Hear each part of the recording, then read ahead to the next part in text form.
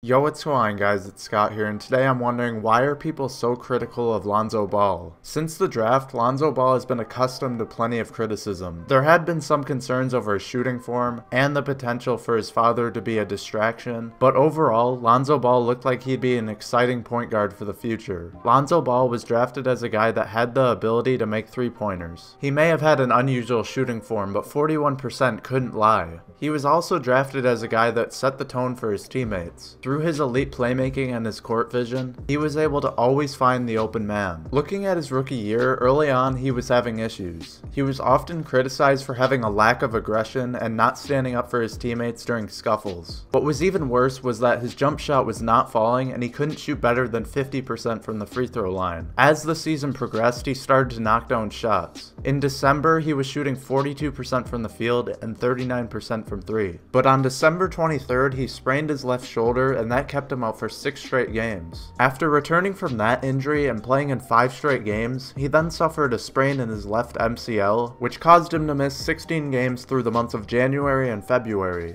After returning from that injury, he went back to his poor shooting performances that he had earlier in the season, and then he went on to finish the season shooting 36% from the field and 31% from three. Two issues arise when looking at Lonzo Ball's rookie year. Those are his poor shooting and his inability to stay healthy. While these were struggles that could have been avoided, they shouldn't hurt the perception of him as an overall basketball player. He still finished the year with 7.2 assists per game, which would put him 8th in the league in that category. He also looked like a much better defender than he was perceived to be in college. Through his ability to defend, he could handle guarding some of the elite players in his position, and he was able to use his size to his advantage. When he was able to get stops and help the team rebound on the defensive end, he was able to push the ball out fast, and that helped set the tone for the Lakers in transition. With Lonzo, the Lakers are able to effectively play with pace, and that has helped them develop their own style this season. But despite what Lonzo has been able to prove during his time with the Lakers, there are still plenty of people that like to criticize his play. Oftentimes, people will consider the future of the Lakers as a guy like Kyle Kuzma or whoever is on a hot streak of form.